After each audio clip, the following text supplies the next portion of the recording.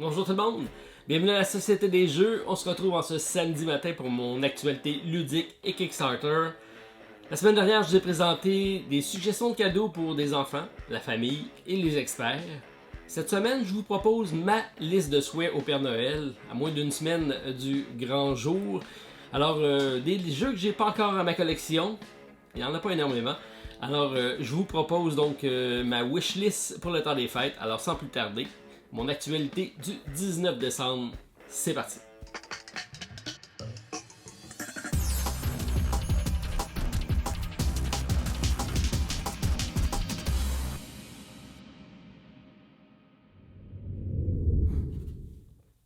Bonjour tout le monde! Bien content de vous retrouver en ce samedi matin pour partager un café, partager un petit déjeuner en votre compagnie. Je vais commencer par saluer mon ami Guillaume, que vous avez connu sur la chaîne. Il est venu nous faire une petite présentation d'un jeu Kickstarter qu'il n'avait pas beaucoup aimé. Il était à la recherche de son jeu idéal de jeu d'arène et je pense qu'il l'a trouvé. Il m'a même proposé de venir vous le présenter. Il attend ses figurines peintes pour pouvoir l'apporter et vous le présenter. J'ai bien hâte de te revoir, Guillaume, et de partager avec toi une vidéo. J'ai mis pour l'occasion le chandail que Guillaume m'a offert, je pense que c'était pour mon anniversaire l'année dernière, puisque c'est son anniversaire cette semaine. Alors Guillaume, bon anniversaire! Et c'est gracieuseté d'une nouvelle employée du Randolph Centropolis, mais une employée qui est depuis longtemps à l'emploi du Randolph, et qui est celle qui fait nos différents graphismes dans les pubs. Et Annie était présente à Trois-Rivières pour peaufiner les touches finales, puisque le pub Randolph de Trois-Rivières est complété. On attend juste donc de pouvoir avoir le go de notre premier ministre pour pouvoir réouvrir les restaurants et vous le présenter. Donc, bien hâte de faire l'ouverture officielle du Randolph aux Trois-Rivières. Il est très joli, vraiment un beau pub. J'ai hâte de vous le présenter. Alors, si on commence par la réception des projets Kickstarter, j'ai une grosse boîte en arrière. Je vais vous la montrer tout de suite, pas tout de suite, à la fin de la vidéo. Mais je la déballerai pas parce que ça va être pour mon déballage du dimanche probablement. Je vais y aller avec Subterra 2, donc un projet de Tim Pinder que je vous ai déjà présenté avec la première version. C'est un jeu d'exploration dans des cavernes et j'avais fait ma vidéo avec une blacklight puisque le jeu permet de jouer dans noirceur. C'est assez intéressant. Et donc on revient ici avec la preview copy puisque ça sera disponible prochainement en boutique et ça sera également disponible chez Nuts en français. Exploration pour 1 à 6 joueurs coopératifs, 60 minutes. Genre de jeu vraiment idéal à jouer en grosse gang, puisqu'il y a vraiment une coopération entre les différents personnages qu'on doit établir pour passer à travers. Un puzzle assez difficile à résoudre si on veut passer et survivre à la fameuse caverne. Donc, Subterra, ça arrive prochainement. J'ai reçu le prototype, j'ai bien hâte de le découvrir. J'ai reçu également pour la reine, ici, un jeu de Alex Roberts, c'est For the Stories. Un jeu intéressant qui suscite le dialogue. Je pense que dans les pubs, ça pourrait être bien. Des illustrations magnifiques. Alors, on a une reine, on a différents scénarios et on va débattre si on va l'assassiner ou pas, si on est pour ou contre elle dans différentes situations. Alors, pour la reine, on va la sauver ou on va s'en débarrasser. Alors, débat autour de la table. Vraiment un jeu de dialogue. Alors, ça, c'est intéressant. Niveau sortie boutique, on en a eu quelques-unes parce qu'on a reçu le container de un de nos préférés chez Randolph avec Lucky Dog Games. Je vous avais déjà présenté le prototype de Chronicle of Crime, la série Millennium 1400. C'est maintenant arrivé, donc ça arrive en boutique chez nous. En France également. Alors en français, c'est un magnifique jeu d'enquête. Je l'ai mis même d'ailleurs dans ma suggestion cadeau la semaine dernière. Et là, la série 1400, c'est un stand-alone. On y joue sans voir la boîte de base. Donc on peut y aller dans un univers fantasy dans ce cas-ci. Plus l'époque médiévale. Donc on va avoir des enquêtes à faire dans cette époque-ci. Bien amené, encore le même esprit, c'est en réalité augmentée avec un téléphone. On va explorer des scènes de crime, essayer de déduire tout ça. Et le fait de se retrouver dans une époque où on n'a pas de technologie, ça rend l'enquête vraiment très intéressante avec le Chronicle of Crime. Je sais que ceux qui avaient fait la contribution du Kickstarter ont reçu la série Millennium millénaire au complet. Donc il y a le 1400, le 2400, puis un autre aussi, Futuriste. Alors ça va suivre en boutique, mais là présentement c'est celui-ci qui vient d'arriver pour le temps des fêtes. Alors, belle suggestion cadeau, je vous en avais déjà parlé, avec Chronicle of Crime. J'ai mis ici Tang Garden. Je vous l'avais déjà présenté sur la chaîne en unboxing, mais je ne vous ai jamais fait de présentation vidéo. C'est vraiment un des magnifiques jeux que j'ai reçus cette année en Kickstarter. Et là, ça arrive en boutique. Alors, ça, je suis bien content. Belle mécanique. Donc, c'est encore chez Lucky Dog Games. Initialement, c'est Thunder Griff Games. Et c'est un jeu de placement de tuiles et il y a un set collection là-dedans avec des cartes, on a une gestion de tout ça et l'aspect très intéressant de la mécanique c'est les angles de vue puisque c'est ce que notre personnage va apercevoir dans ses lignes de vue qui va faire des marquages de points, ça je trouve ça assez intéressant. Donc 1 à 4 joueurs, 14 ans et plus, 45 minutes, magnifique jeu, vraiment avec des arbres en 3D, des petits pavillons, ça vaut la peine pour le coup d'œil, pour l'aspect zen. Donc, peut-être pour décompresser de la pandémie qui nous inflige présentement, histoire de respirer et de prendre l'air. Tang Garden, belle suggestion. Alors, à découvrir, ça vient d'arriver en boutique. Niveau boutique, on a également l'Ascension de Thanos en français. C'est encore chez Lucky Dog Games. C'est un 2 à 4 joueurs, mais comme c'est un coopératif, ça se joue très bien également en solo. Alors, on a le personnage de Thanos. C'est un jeu de dés et de placement de personnages. On va devoir essayer donc de conjurer, de se débarrasser de Thanos avant qu'il prenne possession de ces fameuses pierres et qu'il anéantisse tout le monde sur la planète. On peut facilement introduire de nouveaux joueurs à ces jeux-ci. Et donc, c'est une belle variété de joueurs. On se casse pas la tête, on brasse des dés, on attribue nos dés, on subit les conséquences, ça joue très facilement. Donc, c'est de 10 ans et plus, 45 minutes par partie, 2 à 4 joueurs. Alors, un très beau coopératif. Si vous êtes fanatique des Avengers, je pense que ça peut être également un beau cadeau. Ça aussi, ça vient d'arriver en boutique. J'ai mis ici Toulouse l'avènement parce que je ne vous ai pas oublié, ça va être mon prochain challenge solo. J'en ai fait quand même plusieurs récemment avec Mariposa, avec Atlante. Et lui, je l'avais déjà fait, mais je ne vous l'ai jamais présenté. Donc, je vais essayer de le mettre sur ma liste. Temps des fêtes, je l'avais fait dans le temps des fêtes l'année passée, ça fait déjà je pense un an, ou c'est peut-être aux vacances que je l'avais fait. Bref, je suis dû pour vous le présenter. J'ai mis ici un petit casse-tête puisque au Randolph on a commencé à faire des casse-têtes, donc à publier des casse-têtes québécois, des artistes québécois. Donc ici c'est Marie-Claude Marquis et c'est de la compagnie lalitaartshop.com. J'ai parlé d'ailleurs avec la conceptrice de la compagnie. Donc, belle rencontre. On va être présent. Les casse-têtes sont de plus en plus en demande. On en a plusieurs qui arrivent avec vraiment des graphismes très différents. Là, j'ai pris quelque chose qui était plus neutre, mais on en a des très flyés avec des pandas qui se prennent en selfie. Bref, toutes sortes d'images assez rigolotes. Alors, sachez qu'on commence à en avoir en produits québécois. Donc, ça, c'est une bonne chose. J'ai également mon prototype de The Road ici que je mets de côté puisque j'ai réussi ma première victoire après, je pense, 5 ou 6 parties. J'ai réussi à faire une première victoire. Alors, je vais réessayer, voir si c'est un coup de chance. Mais je pense que j'ai compris maintenant la subtilité du jeu. Mais je ne vous la dirai pas, je vais vous laisser la découvrir. Puisque c'est très trompeur. On a l'intention toujours de faire le même type d'action, mais des fois, il faut y aller à contre-logique pour passer à travers. J'ai mis ici mon association d'idées et mon Marvel Champion puisqu'on va en parler. Mais avant d'y aller avec ces deux items-ci, je voulais vous présenter mon top 10 des jeux dans ma wishlist, donc ma liste au Père Noël, de jeux que j'ai pas encore dans ma collection, des jeux récents qui sont arrivés ou qui arrivent. J'essaie de prendre des titres autant que possible en français, mais ils sont pas tous, mais vous allez voir, je pense que c'est quand même des bons titres. Je vais commencer avec les ruines perdues de Narak. C'est un jeu qui arrive chez Yellow. Ça vient d'être publié. J'ai eu des photos de Steve encore, entre autres. C'est un jeu d'exploration un petit peu à la Indiana Jones. 1 à 4 joueurs. C'est une thématique que j'aime beaucoup. Alors, bien hâte de le découvrir, ça là, avec les ruines perdues de Narak. En 9e position, un des jeux que j'ai entendu le plus parler cette année, que j'ai pas encore, qui n'est pas arrivé ici, ou s'il est arrivé, j'ai pas réussi à le trouver encore. On parle de Trek 12, c'est un petit roll and write, vous avez été plusieurs à me le commenter. C'est de Bruno Catala et de Corentin Lebrat, donc 1 à 50 joueurs, c'est assez versatile. C'est des roll and write, c'est le genre de jeu que j'aime beaucoup avoir, un petit fader sur un coin de table, et comme j'aime beaucoup le trekking. Alors, c'est deux combinaisons que je pense que je vais apprécier. Alors, hâte de le découvrir avec Trek 12 en 9e position.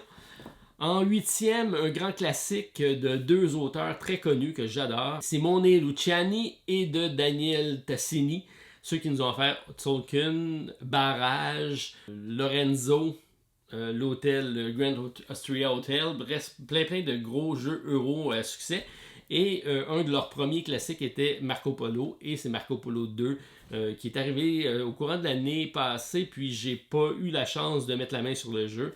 Alors c'est un de ceux que j'aimerais additionner à ma collection. Malheureusement, il n'y a pas de version solo et il n'y a pas de version française, mais je pense que c'est quand même assez facile à jouer. Il y a beaucoup d'iconographie dans ce jeu-ci, et j'imagine que ça va suivre avec Marco Polo 2. En 7e position, j'ajoute un autre jeu euro, d'un autre designer très connu. On parle de Matthias Kramer, qui nous avait offert il y a plusieurs années un jeu que j'avais eu la chance d'essayer, que j'avais beaucoup apprécié, qui a été réédité, je pense que c'était en 2019, qui est ressorti en extension en 2020, on parle de Glenmore 2, et là c'est Chronicles, puisqu'on a des modules qui s'additionnent et qui rendent le jeu progressif, un peu legacy, mais pas tout à fait. Et la nouvelle version, la nouvelle extension qui était Island permettait de le jouer en coopératif ou en solo.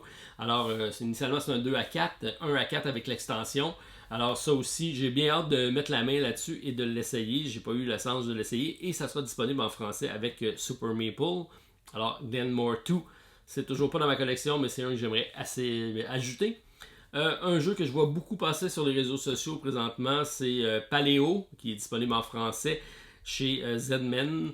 Et c'est un jeu de cartes deck building. C'est un coopératif, il y a des scénarios, il y a une campagne là-dessus, donc quelque chose d'assez intéressant. Alors, à découvrir avec Paléo. Et comme c'est marqué 2 à 4 sur la boîte, mais comme c'est un coopératif, je pense que ça joue très bien en solo également. Alors, j'aimerais ça l'essayer. Un qui s'en vient, que j'ai entendu parler beaucoup en bien, que j'ai bien hâte de l'essayer. J'ai toujours pas arrivé, c'est Dune Imperium. C'est de 1 à 4 joueurs dans un univers que j'aime beaucoup. Dune a commencé à être à la mode avec le nouveau jeu qui est arrivé l'année dernière. Et là, on a un autre qui arrive, et c'est un placement d'ouvriers avec un deck building. Et ça sera publié avec Lucky Duck Games, donc j'imagine qu'on va avoir la version française qui va arriver avec lui. Alors, je l'attends avec impatience. J'ai même laissé savoir que je suis preneur pour une démonstration si jamais la copie démo est disponible. Un autre qui fait belle figure présentement sur les réseaux sociaux que j'ai pas encore essayé, c'est Beyond the Sun. Alors, un jeu évolutif avec des technologies, un arbre des technologies. C'est un 2 à 4 joueurs, mais c'est le genre de jeu, je pense que j'aimerais vraiment mettre la main dessus pour développer peut-être un challenge solo. Un petit peu comme celui que je vous ai présenté la semaine dernière avec Eclipse. Alors, même type d'univers, science-fiction, puis tous les commentaires que j'ai lus sur le jeu, c'est vraiment de toute beauté. Donc, à ajouter sur ma liste, je suis en 4e position. J'ajoute en 3e Under Falling Sky, un jeu solo uniquement. Alors, il n'y en a pas beaucoup de jeux solo uniquement qui ont une bonne cote, et celui-ci, c'en est un. Alors, c'est un jeu qui se joue en scénario, en campagne, là aussi, en solo. Je sais que Martin Lafrenière l'a mis sur sa chaîne récemment. C'est un qui est disponible ici. J'ai juste pas réussi encore à mettre la main dessus, mais je le mets sur ma liste. Bien hâte de le découvrir avec Under Falling Skies. Ensuite, j'ai Vicomte des Royaumes de l'Ouest. J'aime beaucoup la série de Sean Phillips. C'est encore un jeu qui se joue en solo. Il y a une variante, c'est de 1 à 4 joueurs. Généralement, c'est des placements d'ouvriers assez intéressants, et c'est disponible en français chez Pixies Game. Alors, Vicomte est sur ma liste en 2e position. Et en 1re position, c'est un jeu que je cherche depuis un petit bout de temps. J'ai pas vraiment cherché beaucoup, mais je sais qu'il est difficile à trouver. On parle de Pax Pamir 2e édition. C'est un jeu d'économie, d'enchères en 19e siècle, en Afghanistan. Assez différent comme jeu. J'ai eu la chance de l'essayer, mais j'ai pas eu la chance de mettre la main dessus. Alors, 1 à 5 joueurs, 45 à 120 minutes. Et c'est en français chez Two Tomatoes Game. Alors, voici ma liste de projets de jeux que j'aimerais additionner à ma collection, comme si je n'avais pas assez. Mais sachez que c'est ma liste au Père Noël. Alors je vais attendre voir si le Père Noël va être gentil avec moi, puisque je pense que j'ai été gentil cette année. À suivre. Alors, association d'idées, je vous en ai fait une présentation la semaine passée. On avait comme indice du film avec Julia Roberts, avec Mange Prix M. Vous avez été nombreux à le trouver. Et là, je suis content parce que pour une fois, j'ai donné des indices assez clairs. Je pense que j'avais 5 indices et quand on réussit à bien les placer, c'est plus facile avec 5 qu'avec 2. Et là, je vais recommencer. Je vais faire un reset. Je suis rendu au 5 à mon maximum. Et je vais recommencer avec 2. Je vais essayer de vous donner encore un film. Film de Noël. Un film également qui passe souvent dans le temps de Noël. D'ailleurs, ça se passe dans le temps de Noël, le film. Et dans la vidéo que je vais vous présenter, un des abonnés m'a présenté un projet sur Ulule qui me fait pas beaucoup penser à ça. Alors, je vais y aller avec Avion et Jeune. J'imagine que vous allez être bon, mais c'est pas évident avec seulement 2D. Mais tous les autres indices que je vous ai dit, je pense que ça va quand même vous orienter. Avec association d'idées, donc j'aurai en lien l'autre vidéo qui donnera la réponse de l'association d'idées de la semaine avec Jeune Avion. À découvrir. On y va ensuite avec le Marvel Champion. Au Marvel Champion, on avait une proposition donc d'un abonné qui avait gagné notre précédente campagne avec le Crâne Rouge. Il nous avait donné un challenge pas facile avec Thor, le protecteur, contre le Bouffon Vert mutagène en mode facile. Malgré tout, il y a peu de monde qui l'ont eu. Moi, le premier, j'ai pas réussi à le faire. J'ai eu 0 point. J'aurais pu réessayer, mais j'ai malheureusement pas eu le temps de réessayer. Donc, le gagnant, ils sont 2 ex-aequo avec 3 points seulement. Alors, ça a été difficile. On parle de celui qui aura remporté le challenge, qui va avoir l'honneur de publier le prochain challenge. On parle de Estia Saga. Il n'est pas sûr de l'avoir eu, lui, de Belgique. Alors, félicitations. Et de Stéphane Jacoupi de France. Estia Saga, c'est toi qui vas déterminer le challenge, parce que je pense que tu étais le premier à donner ton pointage de 3. Mais reste avec nous, Stéphane, parce que j'imagine que tu seras le challenger pour le prochain. Alors, il suffit de prendre idéalement la boîte de base si on veut avoir plusieurs participants et de sélectionner un héros, une allégeance et un monstre, déterminer un boss et déterminer aussi le mode de difficulté. Et je vous publie ça et on se lancera donc dans l'aventure pour le prochain challenge solo avec Marvel Champion. Je mets ici en arrière ma grosse boîte qui sera éventuellement mon déballage du dimanche. Je vous garde ça en surprise pour demain. Alors, restez à l'affût. Et j'ai ici une petite enveloppe. On parle de Chronicle of Crime 1400. Donc, on a le programme partenaire avec le kit de lancement. Une enveloppe. Je ne l'ai pas ouvert. Je sais qu'il y a un poster là-dedans. Je sais qu'il y a des cartes bonus. Je pense.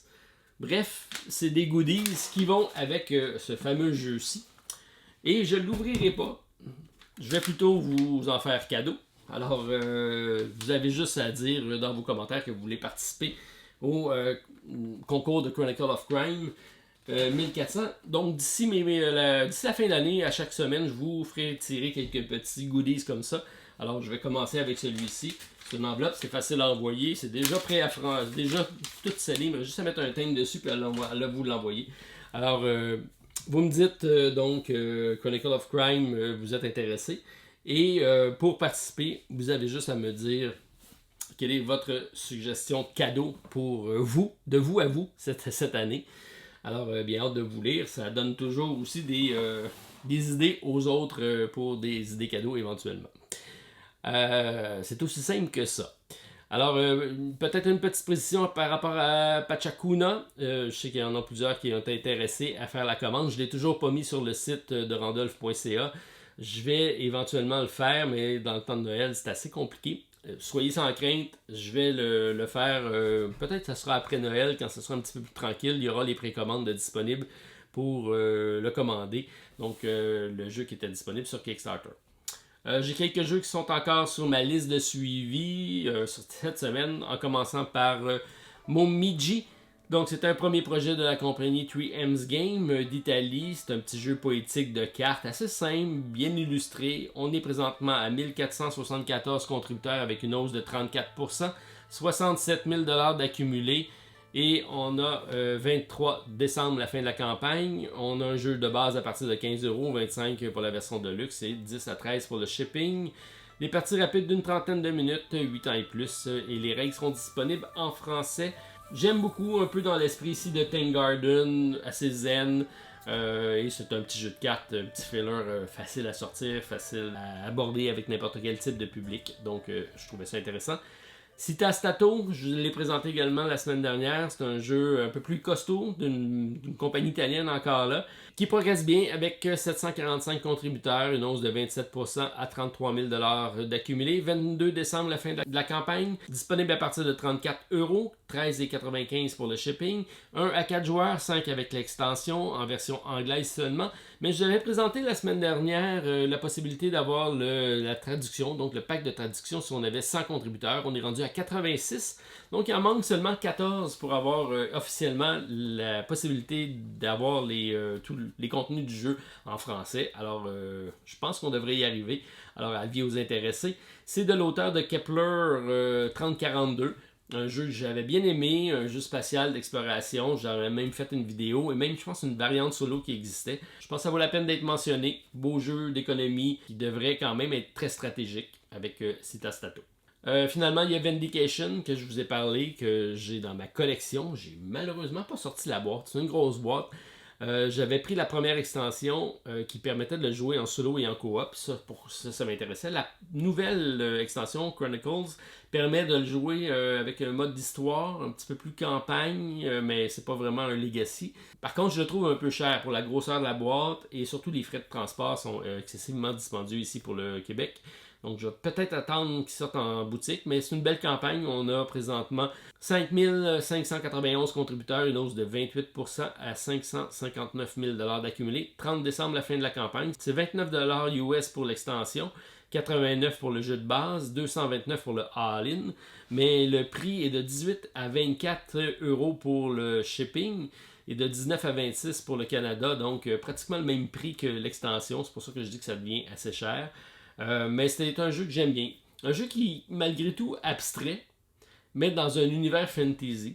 C'est pas tout le monde qui aime, mais moi je trouvais qu'il y avait beaucoup d'aspects intéressants au niveau des gestions des ressources avec des combinaisons, pas un arbre de technologie, mais un arbre d'influence si on veut, et en combinant différents cubes. C'est un jeu de cubes de bois, mais c'était quand même intéressant. On a un déplacement, on va améliorer nos déplacements en allant construire des montures qui vont nous permettre de se déplacer plus rapidement.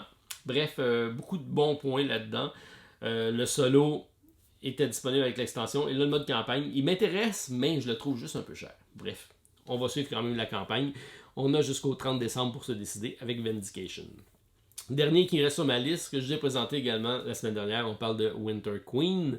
Petit jeu abstrait d'un designer que j'avais aimé avec Viceroy et Space Explorer. On est présentement à 288 contributeurs. On a atteint le financement avec une hausse de 121% cette semaine. On était à 16 000 $ d'accumulé.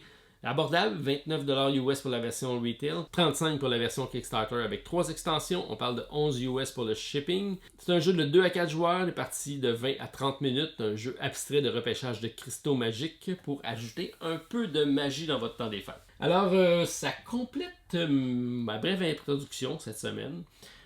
J'attends de vous lire pour savoir c'est quoi votre liste de cadeaux que vous avez demandé au Père Noël pour vous.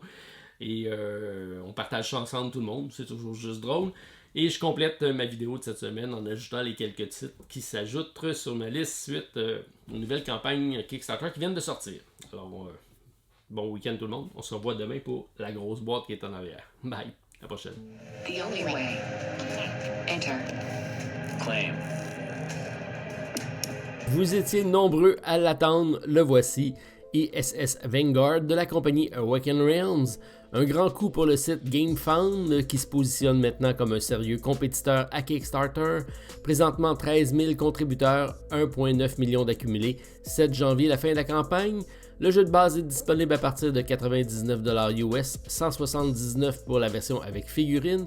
Il faut compter 28$ pour le shipping en Europe, mais 49$ au Canada. Grosse différence.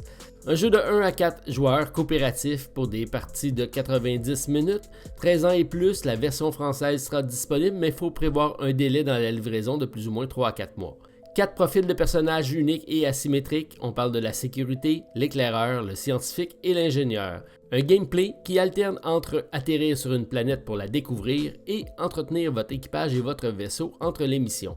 Vous pouvez recruter de nouveaux membres d'équipage, effectuer des recherches pour développer de nouveaux matériaux, construire de nouveaux équipements et améliorer votre vaisseau. J'adore l'idée de la gestion de cartes à l'aide d'un cartable qui représente le vaisseau, la décision de composition de l'équipage parmi un choix impressionnant de personnages, tous avec des habiletés différentes et des points d'expérience des précédentes missions permettant de graduer au sein de l'ISS Vanguard.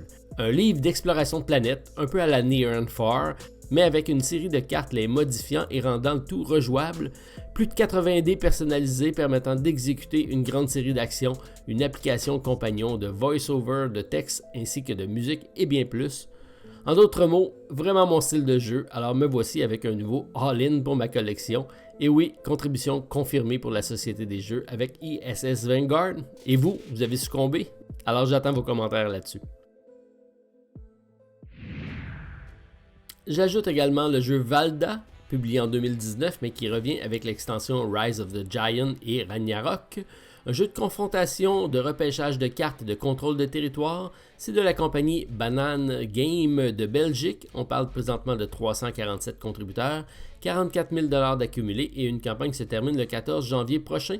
35€ pour l'extension des géants, 47 avec les deux extensions, 55 le jeu de base et 99 pour le all-in. C'est un jeu de 2 à 5 joueurs, des parties de 60 à 150 minutes, 12 ans et plus. Pas de texte au niveau du jeu et les règles seront disponibles en français.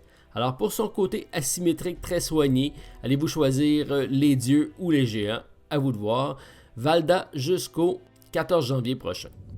Et j'ajoute également une suggestion d'un auditeur. On parle du jeu Les Simons.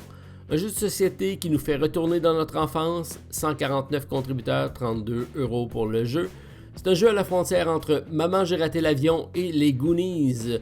Des voleurs font intrusion dans la résidence de votre grand-père, Hector Simon, explorateur et collectionneur de pièces rares. Assemblez des objets trouvés dans le manoir pour créer des pièges drôles et dangereux. 2 à 4 joueurs, 45 minutes, 10 ans et plus. Alors ça complète ma vidéo de cette semaine. J'attends votre liste pour comparer nos cadeaux de Noël et on se voit demain pour mon déballage du dimanche. Bon week-end à tous. Bye.